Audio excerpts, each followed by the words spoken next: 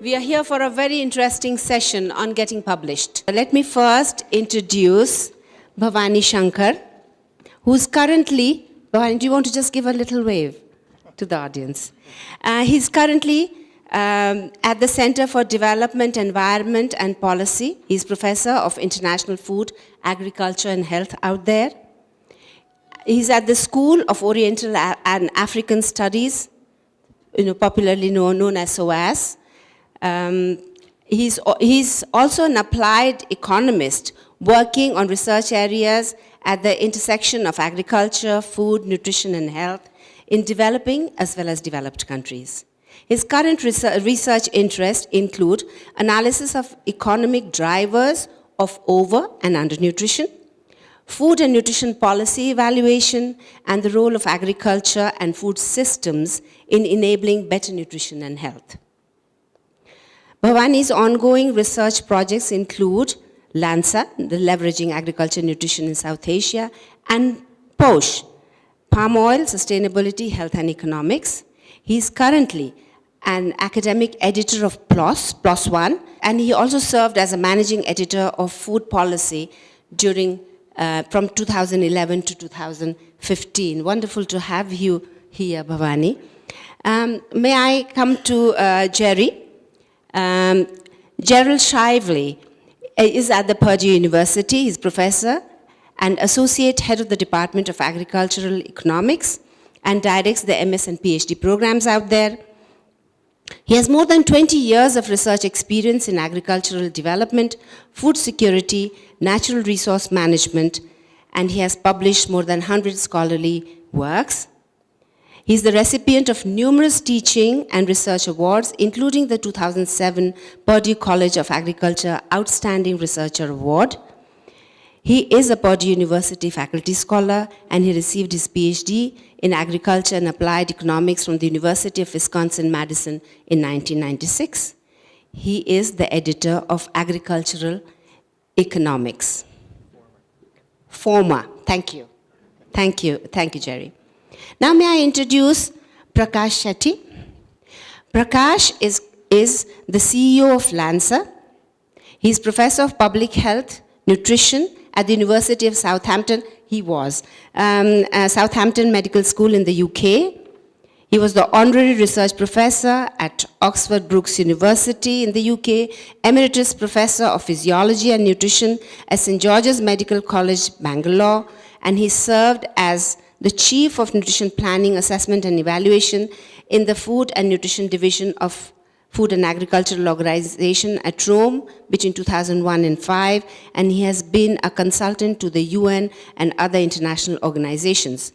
Earlier, he was the editor-in-chief of the European Journal of Clinical Nutrition for 6 years, and the deputy editor of the British Journal of Nutrition. It's wonderful to have you here, Prakash. Now I bring you to my colleague at the Institute of Medicine, Professor Dr. Archana Amartya. Archana is the editor of the Journal of Nepal Health Research Council, the editor of Nepal Journal of Obstetricians and Gynecologists. She started off as an obstetrician, and I'm so pleased she's moved to public health. And currently we work in the same department at Institute of Medicine, and she's been working to co-host this symposium as well for the last so many years. She's also the editor of Journal of Institute of Medicine. We have, may I invite Richard, please? Richard Strange. Richard is the Chief of Food Security Journal. He's the honorary professor at the University College London and honorary research fellow at the Birkbeck College, University of London. Do you mind coming on the stage? You're comfortable? If you would come join us on the dais, that would be lovely. Thank you. Thank you, gentlemen and lady, for your presence this morning. This is a very interesting session, as I just mentioned, and I look forwards to hearing from the diverse panelists that we have here who represent nutrition, agriculture, economics, health. I have no doubt each one of them will bring their perspective and make it a very enriching experience as they delve into the similarities, the differences, and the importance of publishing, what to do, where to publish, how to identify. Those are the areas that we would be discussing during this panel. May I now request, perhaps, Jerry, would you like to start? What we intend to do is we would like to invite all the panelists to speak for a few minutes, 5 minutes or so, and thereafter we would take questions from the audience, which the panelists would respond, and we'll see how things go from there.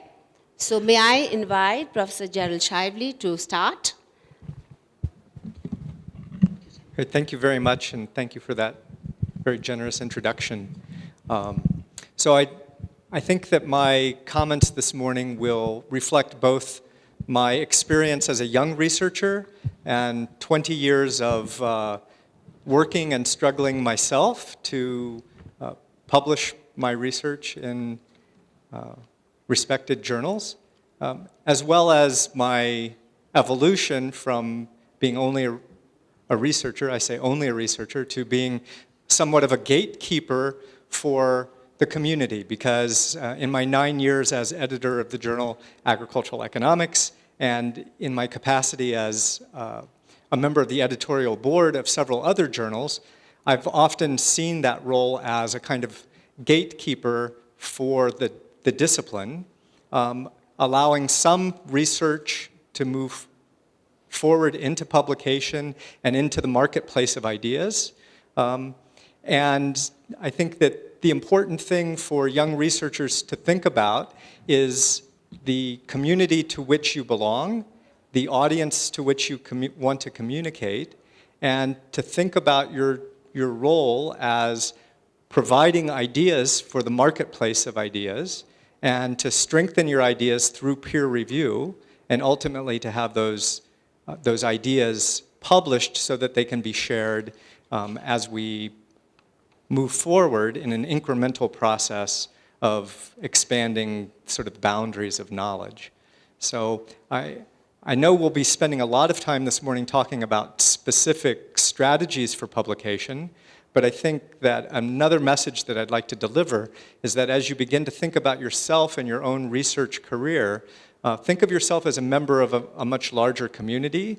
Think about your role as developing a research program and a research portfolio that communicates with a set of other researchers, and to think of your role as not just publishing papers, but as contributing ideas and research to a community. And I think that will be a longer-term strategy for success in publication. Could you also tell us a little bit about what kind of attributes, behavioral attributes, do young researchers need to develop from the very beginning in order to achieve those goals that you just outlined? Sure, I guess there are several. One is if you look at productive young researchers, there are probably two characteristics of those individuals that are fairly uniform. One is that they have multiple strands of research in development at all times. So when I was a young researcher, I was encouraged to have 5 papers in review at any given time, right? So that means developing a pipeline of research and to think about always moving your research forward. And as we'll talk about later, the timeline for publication is often a very long one. And so you need to be working on multiple things at the same time to have a pipeline of research that you're moving into publication. Some of those papers will be successful initially, some of them may not, some of them may be things that you'll have to continue to work on for months or maybe years before they're ultimately published. But having several strands of research simultaneously, I think, is a recipe for long-term success. The other thing is that oftentimes we're very protective of our ideas. We have an idea for research, we have something that we're working on, and we want to guard and protect that from others, often because research ideas are hard to come up with. And that's a mistake, because often the most important thing is to make sure that your ideas are exposed to peers and to other researchers, and that you have an opportunity to get feedback on that, and to the sunlight of showing your work in public is a good antiseptic for removing bad ideas and buttressing good ones. And so another characteristic of successful researchers is that they're often presenting their work publicly and getting feedback on that and sharing their papers with colleagues so that they can get feedback to improve that work. So I think those two things: one, have multiple strands of research that you're working on simultaneously, and then also to make sure that you're exposing your ideas to peers so that those ideas are strengthened. Because at the end of the day, publication is really about ideas and stories, right? And having good stories that resonate with the academic community or the research community that you're trying to communicate with. Thank you. May I now fly our audience across Atlantic and perhaps request Professor Prakash Shetty to shed his light and share his thoughts. Thank you very much. Thanks for the introduction. If I may follow on what Jerry was discussing, one of the significant things that I found, having examined students for PhD, both in guided and examined students both in Britain and in Europe, I find the European model more amenable to prepare students to publish papers. Many of the students that I have examined in the Netherlands or in Scandinavian countries, they are based more on publications rather than a thesis itself. The thesis consists of 5 or 6 good papers that are published in very good journals, peer-reviewed journals, or accepted in peer-reviewed journals. And that actually inculcates the discipline to write papers, to review the literature properly, and to actually address what the journal requires so that they can get the paper into publication. I think what I have found a lot of difficulty with my British students in the UK, guiding them through a PhD, encouraging them to write papers. And I have students I've lost who've done 5 years' work, published got their PhDs, and have not published a single paper. And I think when you have a system of a PhD that does not have publication as the mode of presenting the thesis, then I think one way we could encourage them is to ensure that every one of the chapters in their book actually will ultimately produce a paper, so that they prepare while they are writing their thesis as though this is a paper I'm going to publish at the end, this is the journal I'd like to submit it to, so that they at least get into trying to prepare to enter this world where you either publish or you perish. Thank you. I'm just intrigued because all of us who are in the academic struggle with our students publishing their paper. You mentioned that, you compared the British with the European model and said that, perhaps European model having the system to the necessity to publish as part of the PhD was encouraging students to publish more and get more clued into the business of publishing. Are there any other factors, you reckon, which bring that, which make that into a normal process, of a PhD program? I think the environment in which the student does his PhD is very important. If there are several members in that faculty or in that group that are publishing actively, then that provides an environment for others to feel that they should also participate in this process and have some reflected glory from getting a paper that they see their peers receiving. So I think that environment is very important. And again, I have to confess that my experience is really with biological and qualitative work, quantitative work. Quantitative. And so I have very little experience with qualitative work. And one of the things about publishing in quantitative research is that the turnover is very rapid. I mean, my own experience as editor of the European Journal, when I took over the European Journal in 2006, we had about 400 submissions a year, and we would review about 98% of the papers. And that took a lot of time. And we then finally, by the time I left, we were receiving 900 and odd papers a year, but we were only reviewing less than 40% of the papers. And the rest of them would get an answer within a week that their paper was not going to be processed any further. And this way we shortened the time we took so that the researcher could take their own time and submit it elsewhere or rewrite it. And the other advantage was that since we were reviewing a smaller number of papers, we could complete the process within 3 months. You could give them a decision. And I noticed that you had some data on how long it takes to give a decision, which is also important. Yeah. If you want to have publications as a means of enhancing your thesis, like in the European model, then you want a quick decision, because if it takes 2 years, then your PhD is prolonged that much longer. So that becomes very important. May I request you to pause here? In our audience, there's a range of students as well. And my question to you is, how could one enhance their chances of their paper being thoroughly reviewed? You said that, when you started, you were reviewing 98% of the papers. Now, though you're receiving more papers, but you are reviewing less.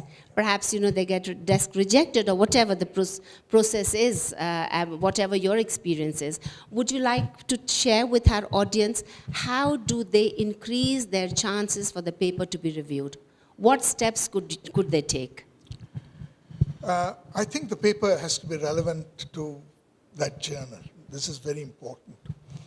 And when I say relevant, as an editor, I'm sitting there and looking at papers, particularly from developing countries, where they are just applying a methodology and trying to do it on their particular population. And the quality of the science is good, but from an editor's point of view, it's not relevant. And we would turn around and say, listen, this is more something that you should publish in a national journal or in a regional journal. It has no place in it. We wouldn't waste our time and pages publishing this. That's an important. So the relevance becomes regional interest and relevance could be one. Important. Anything else? The quality of the paper clearly decides. One look at a paper, we know where it would be within the average for our journal. And sometimes we make mistakes, but we do. And I think if you think your paper, something that people should remember who submit manuscripts to journals is that they shouldn't just take the editor's word for it. If they think that their paper deserves a second shot, they should write back to the editor and say, listen, I don't agree with you, and I would like you to have a look at my paper.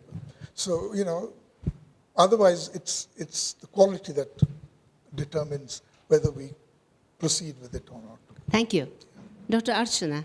The biggest problem we have at the moment is in choosing the right journal, because I know students would come up and bring a whole list of journals and ask me, which one do you think this would be the appropriate one? And as Prakash was saying, I always tell them, why don't you publish them in a national journal? Because when we are publishing our research, our manuscript is basically not only for publication, it's also, you want to make sure that you catch the right audience.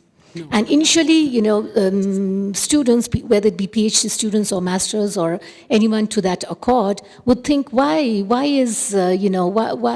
you want me to publish it in a very low impact journal, probably a national one or one in an institute. But I don't believe that, because I believe that directly or indirectly, for the career advancement, for professional reputation, and even funding opportunities, the article which has the manuscript which has been published is going to take you a long, long way.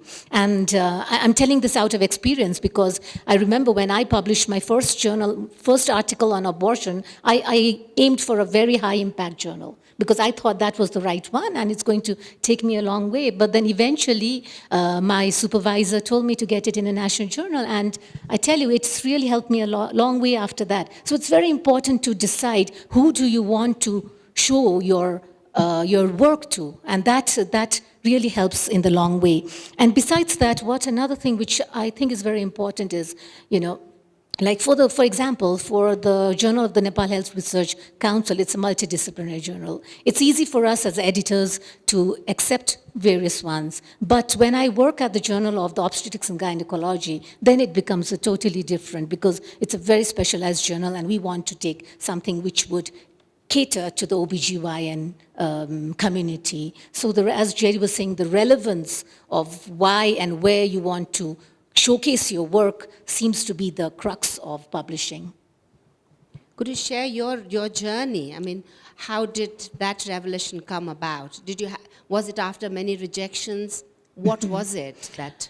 I aimed for a very high impact journal, as I said. Then I sent it, and the editor wrote back to me that, this is not the right journal for you. And I think that was that time I thought it was like, what is he trying to tell me? Discouraged me. But then today when I sit back and review all the articles, I think that was the best point of it. It really opened my eyes, and then I knew the relevancy of showcasing my work to an audience who would absorb it. May I request now Bhavani Shankar to share his thoughts? Sure, thank you. I've just written down some notes, so I'm not checking my email. I just wrote down a few notes about from my perspective, if you have a paper that you believe in that you think is good, a few very basic steps to improve the chances of getting published. First of all, and this repeats what others have said before, is to do your research on the journal. This is absolutely critical, because otherwise you're wasting time. You're sending it to the wrong journal, you're getting knocked back, your confidence is coming down, and then quite often the paper just falls through and it doesn't go anywhere. So do your research in advance of publishing it. So to give you an example, I've been involved in the editorial duties for 2 journals. Food policy, which is it's got a very explicit policy focus. It's specifically to do with food. It's got it's got a good blend of rigor and relevance. If you want it to be widely read, then food policy is a decent journal within the agricultural economics policy sciences discipline, because it is quite widely read. So these are some of the things that characterize food policy. But I've also been associated as one of many academic editors for PLOS ONE, which is a multidisciplinary journal in the sense that it publishes everything from aeronautics to agriculture to nutrition and everything else. So it's a multi-purpose journal. And in PLOS ONE, explicitly, innovation is not a factor. So editors are told you cannot reject on the basis of lack of innovation, because the belief there is that if something is rigorously done, then it's publishable. So there's a big difference. So if your main selling point is innovation, you think that is a big factor in your paper, then certainly you can go for something other than PLOS ONE. But on the other hand, if you think it's nicely done, rigorously done, but it's not necessarily trying to push the boundaries of science in a certain direction, then you might consider something called PLOS. But remember that in PLOS, the rigor will be important because that is an important characteristic. So do your research. So if you go, for example, to the American Journal of Agricultural Economics, then the rigor and the innovation are both absolutely important. It's not necessarily the objective to be widely read in the AJAE. In fact, very few people probably read it beyond the authors and a small circle of people beyond it. But you have to do your research in determining which journal you want to publish in. And that will save you a lot of heartache, that will save you a lot of time. The second thing I would say is invest in writing. It has a disproportionate impact on your chances of acceptance. And quite often people do great analysis, they do great work, good research, they underinvest in the writing of it. Good researchers do not necessarily make good writers. The correlation is far from perfect. So really, if you've got an authoring team, and if you can identify a person within your authoring team who is the best writer, if you can get that person to actually to take the onus of the writing and make it properly written, then that would improve your chances. Now these days, just like Prakash mentioned, for example, in food policy, when I started as editor in 2011, we were getting about 350 papers a year, something like that. By the time I finished in 2015, we were getting 700 plus, and partly that's because the impact factor went up, and so the number of submissions follows the impact factors. So increasingly, we were just desk rejecting a large percentage, certainly in excess of 50%, and now probably even a higher percentage gets desk rejected. So in desk rejecting, the editor is probably going to take not more than 15 minutes in deciding whether this is going to be desk rejected or not, because pretty soon you can tell whether something has a good chance of making it or not. So you have to invest in the writing in such a way that you convince that person, right from your abstract to the first few pages of your paper, communicate your contribution, what is innovative, what is good about this paper, what new vistas does it open up, and you have to communicate that quickly so that a judgment can be made and you pass that first hurdle. So that is one thing. So you always get to the point quickly, have a tight introduction. Have messages that you reinforce from the start, in the middle, all the way through. Decide what message you're trying to convey. It's a communication exercise, so you reinforce your message, and that is commonly known in communication psychology. When you get past that hurdle and it gets reviewed and you get referee comments back, show good faith. Take every referee comment seriously. Do not brush aside things that you think. Don't say, oh, the referee doesn't understand this. That's probably because you haven't communicated it well enough. So take everything in good faith, address everything, and then the editors often, there is, if I can see that somebody's tried quite hard, there are always points for effort.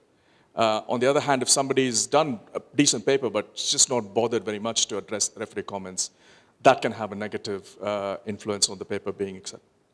Also, be candid about your shortcomings. So very often people, dress up their paper and say it's doing all these fantastic things. But as the reviewer is reading it, they know they can spot the shortcomings.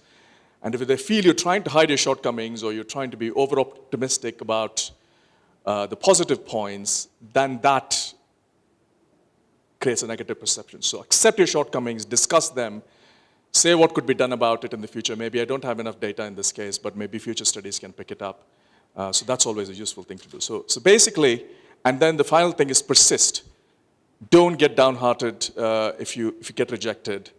I know some cases where I had a colleague at the University of Reading where I worked before, whose maxim always was, if you get rejected, go to the next higher journal on the list, not the lower, because that's what usually people will do. He always went to the next, the one that was higher than that one in that list. And it worked fantastically for him. And so if you've got a bit of luxury of time, this is probably not the case for early case researchers. If you've got the luxury of time, persist and don't lower your sights excessively if you think you've got a good product. But again, if you don't think it's the level of the international top quality journal, then again, don't waste your time. But if you believe in it, persist. So those are the things I would say. Thank you so much. For many of the audience, English may be the second or the third language. And you've already emphasized the importance of the writing skills. Would you like to talk share perhaps some more insight into how people from this part of the world could bridge that gap? Yeah, that's always a difficult one.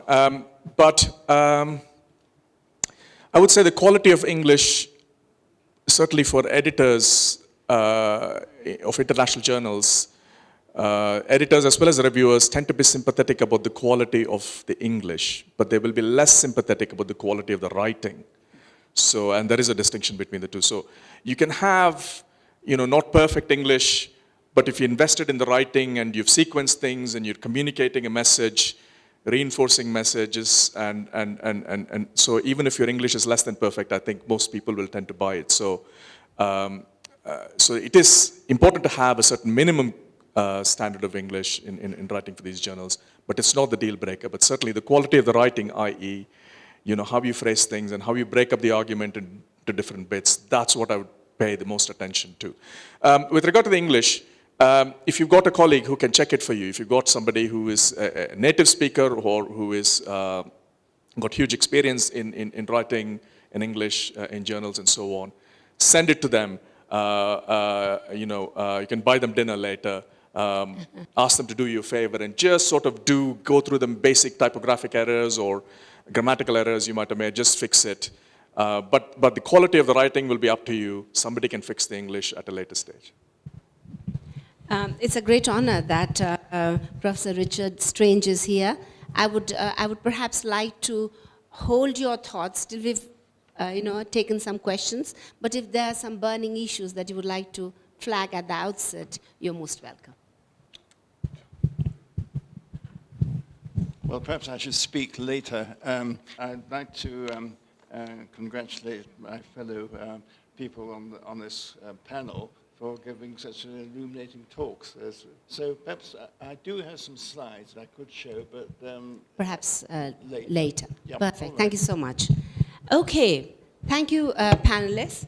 May I now open the floor for questions? We live in an age where, instant news and people want to know what's happening. The human side of science and all that. I'm working really at the grassroots level. And there's so much pressure to share what you are seeing instantly in the field. We have blogs, we have all these other, social media, instant stuff. I know this is kind of like a distraction in terms of a question given what you have covered so far. But the question is, how does this impact on the more serious publications, which is really the subject we are discussing now? Given, the interest, the human sort of interest, there are people that want to know, they want to connect, for instance, with the communities you're working with, which obviously is not the audience you're talking about here. Once your paper is rejected from a journal, will it be wise to rewrite it and resubmit, or following Bhavani Shankar, heading to the high impact one? And the brief one is, does it matter with the time span of your research and the time span of getting published? Because you go every here and there for trying publication and you get rejected and you keep trying. And does it matter with the time span when your research was done and when your work is published? My question is relevant to the issue of sharing your ideas to allow you to improve your ideas for publication. But then there's also the issue related to social media, but also things like conferences and the other, where sharing your information at a conference or at other in some journals might actually limit your ability to publish that work because it's considered to be in the public domain. So how do we strike the balance? How do we share in such a way that you can still enter the journals and not limit your ability to publish because of the way in which you have shared the information prior to that? Based on the journals you have come across, my curiosity or question is, can we digitize value chain ecology or nutrition in the form of logic to execute in artificial intelligence? Or in other words, can we relate data of this ecology of physical human being or plants or environment into a robot or logic it uses for its programming? Thank you. Would you like to pose it to any particular panelist? Any panelist, I would be thankful. Thank you. Since none of the questions came for any particular person among the panel, may I just request to respond? Would you be interested? Sure. Maybe I'll try to respond to the first two. So I believe that researchers have an obligation to communicate outside academia. Many times, as researchers, we think that the sort of final product is the academic journal article that's published in the journal, and that once we've communicated to our peers in the peer-reviewed literature that our job is done, I think that we often have an obligation to communicate outside the academy. And so your point is very well taken, that we have an obligation, and we also have the opportunity to use social media and other outlets to try to distill into a more common kind of language our key research results, and to communicate those to a larger audience. So I think the point that you're trying to make is an important one, and one that researchers should be quite cognizant of. And others may have reactions to that as well, including practical approaches to that. So the second question was about what to do when your paper is rejected. And I think the issue really is looking at why it was rejected, and your response needs to, as was mentioned earlier, take sincere comments into consideration. So if there are reviewer comments that point out problems in the paper, I think it's often a poor strategy to resubmit a paper without dealing with those problems. Oftentimes you'll find that the second round of review at a new journal will tap the same researchers who looked at the paper the first time, especially if you're communicating in a very small community. And undoubtedly, if one reviewer has found a flaw, a subsequent reviewer will probably find the same flaw. So I think if there's sincere comments that come from reviewers that point to specific issues, then you're obligated to respond to those before you resubmit your paper elsewhere. On the other hand, if the comments are from the editor in terms of goodness of fit with the journal, then I think often the strategy would be to send it to a journal that's more appropriate and maybe in its current form. Just to add on to what Jerry said regarding the rejection and the issue about timelines, because I agree with you that, once it gets rejected, which took quite a long time for you to get the answer, and then you think about where next to go, and by that time your data could have been old. So what I think is, once it gets rejected, it's very important that you understand the journal policies and find out how many times did that journal get published. So keeping in mind that if you send it to a new journal, taking in mind all the comments that came from the previous one you submitted, I think that would definitely help you get it published in another one. Sharing at conferences, there was a question about material that's presented at conferences and maybe turned into working papers and so on. Now, this really differs according to discipline. Quite often in the economics, agricultural economics, social sciences community, it's not a major problem. You can have a working paper version which gets converted into a journal version, and the editors don't have a problem with that, the publishers don't have a problem with that. But in nutrition journals and health sciences journals, quite often it's an impediment. So if it exists in some form, some very similar form before, then it is a problem. So it really depends upon the discipline that you're talking about. So it's not the same across. So you should really give some thought, depending on where you want to publish it. I know colleagues who will not, for example, if there's a conference proceedings coming out, give that permission for the paper to be included in conference proceeding, because it reduces the chances of getting it published later. So you have to decide your strategy before and then go on the basis of that. I just want to make two comments. One was about what do you do with papers that are rejected. As everybody in the panel said, you have to attend to the comments that are made. I have had experience where the paper that was rejected by one journal was sent to us. It somehow passed the initial desk review and went to, because there would always be occasions when in some disciplines the number of referees available is very limited, And within 48 hours, we get a letter from the referee saying, these are my comments for the particular journal, and they've not even been addressed, so I don't see any point. So you get a quick rejection. And not only that, the editor turns against you and says, this is a person I wouldn't like to deal with in the future. Oh. And these things tend to remain. The other thing I want to add to what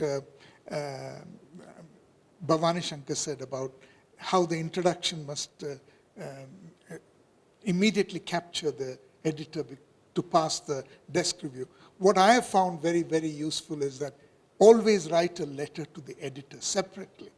And the letter to the editor must summarize what you think is your paper, what is the importance, and what is the relevance. A covering letter, you Yeah, mean. covering letter. And in this day of electronic communication, covering letters don't become important. But I think it's a very, very good medium by which you can convince the editor that this should pass the desk review. Because I've always found that your chances of getting a paper published, once it passes the initial review, is very, very much higher.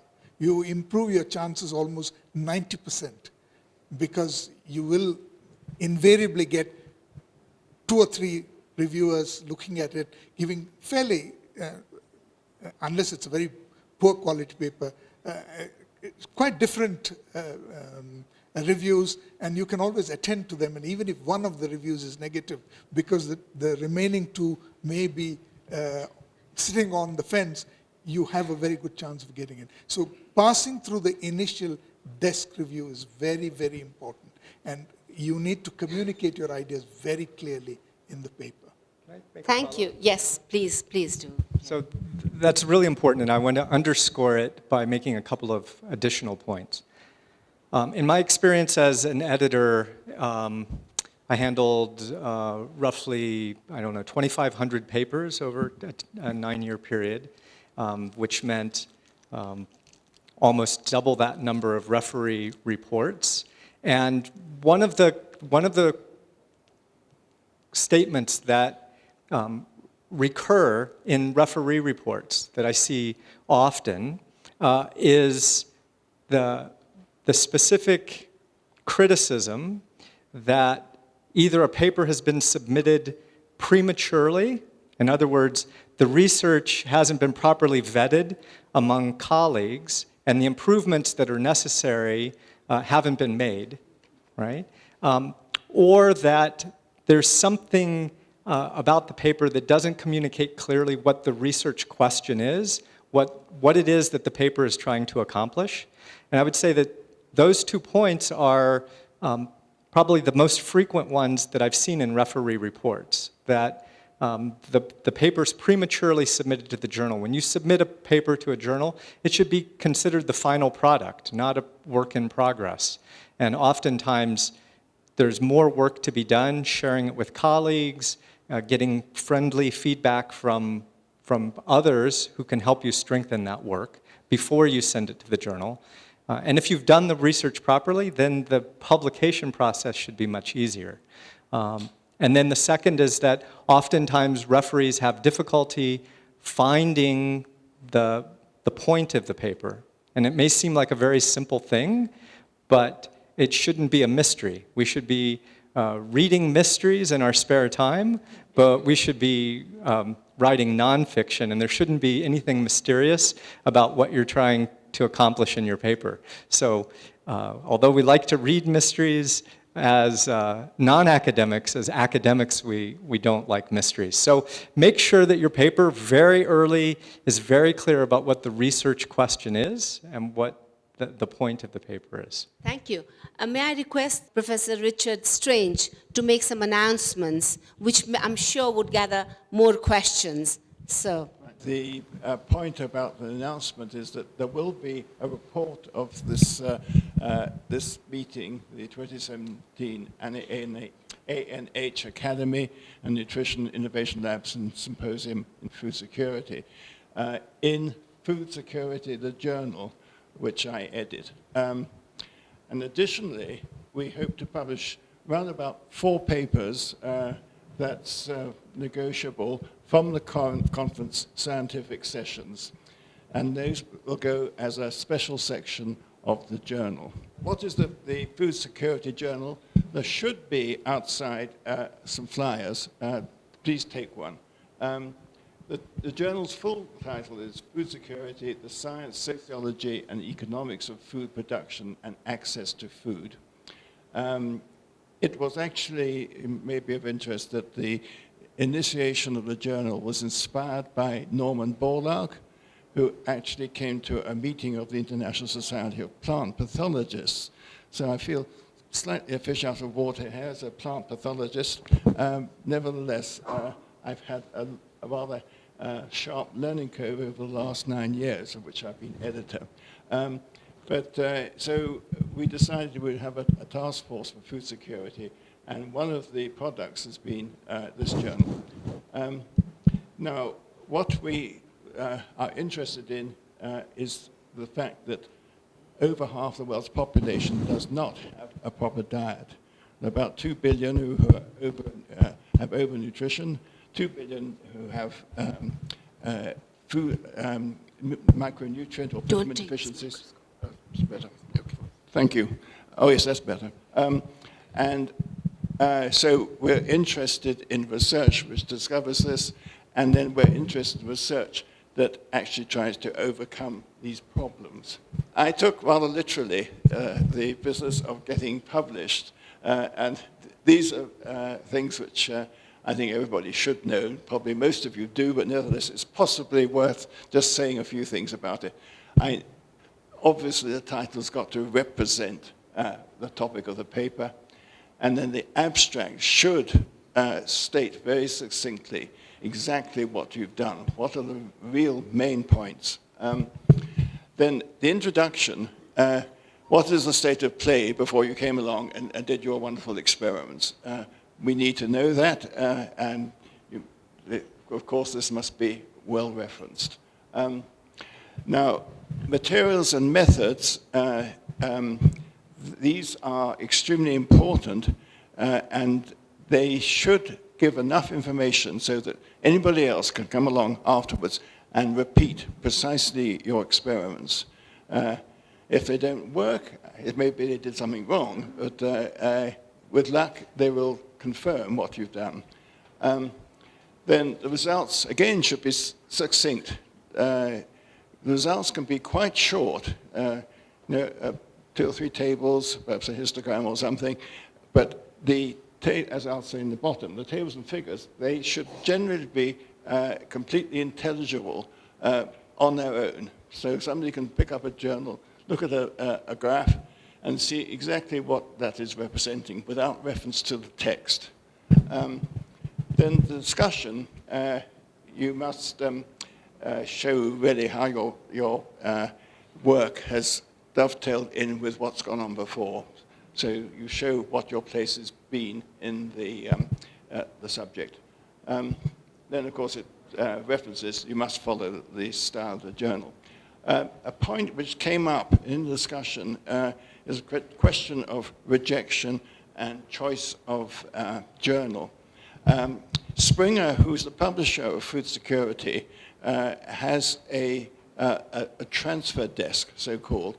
So, for example, if I get a paper which I think is quite well written and it's got something to say, but it's really not on the not aligned properly with food security, our brief, then I will say yes, pop it into the transfer desk, and then Springer will suggest to the author alternative journals.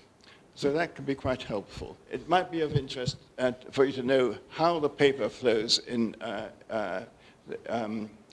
food security. So the first thing that happens is that I get an alert by email from Springer, and I then usually follow down on the left-hand side, if it's any good at all. If the paper is obviously a desk reject, then of course I do it directly. So straight down to the bottom of the screen. Normally I point an SE as a senior editor. Because the scope of the journal is so wide, there are 4 senior editors. One looks after the more physical side of food security, So we talk about climate change, that sort of thing, and soil science. There's the biological side. My subject, plant pathology, comes into that, entomology and so on. Then we've got linked together, we have sociology and nutrition. And then finally we have economics and politics. So I've got 4 people who are senior editors on that. So, okay, following down the left-hand side, appoint a senior editor, then he either appoints an associate editor. I have about 45 on the editorial board, or he goes straight to appointing 2 reviewers. The reviewers then make their reviews, it goes back to the senior editor. Well, the associate editor makes his decision on the basis of the reviews and anything else that he wants to say. And the senior editor makes the decision, and it finally comes back to me. On the right-hand side, there are various shortcuts. I might myself appoint a couple of reviewers, or I appoint an associate editor. But that's the way the papers go. So I'd be very happy to answer any questions. Thank you so much, Richard.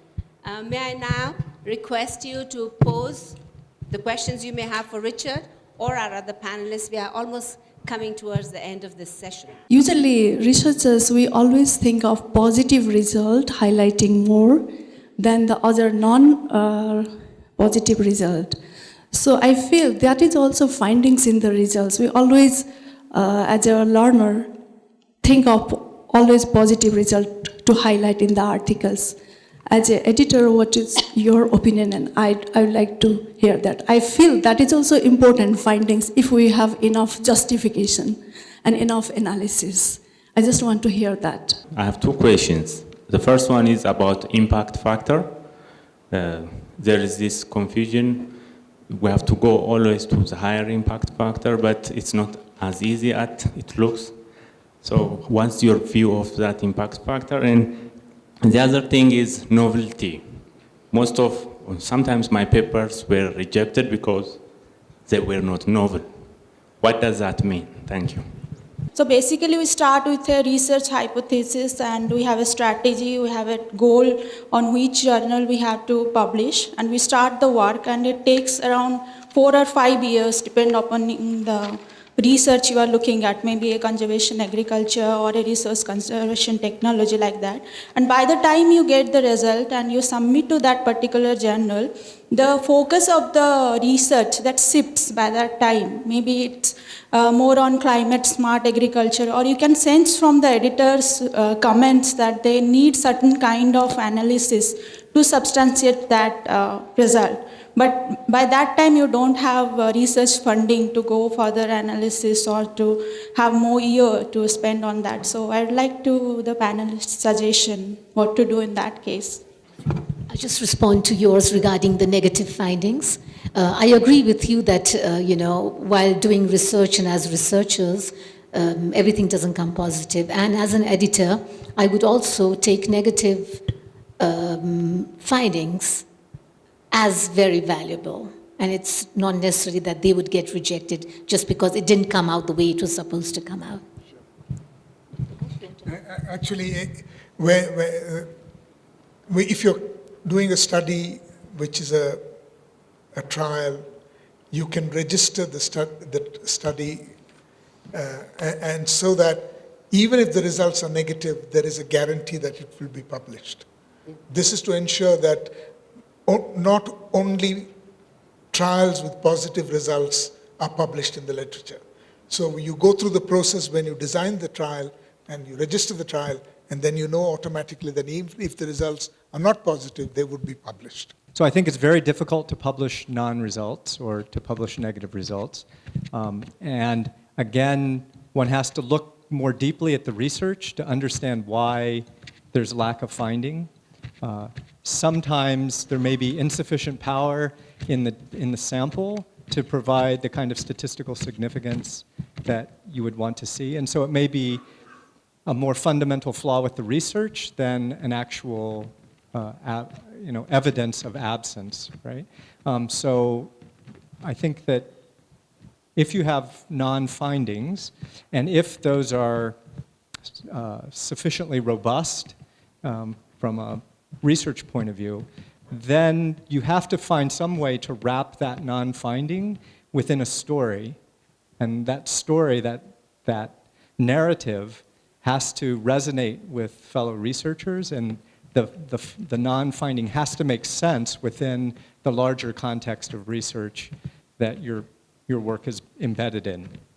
On the point of which journal to target, I would say the easiest rule of thumb is to look at your list of references. And if you're referencing papers from particular journals, then that probably suggests that you should target those journals.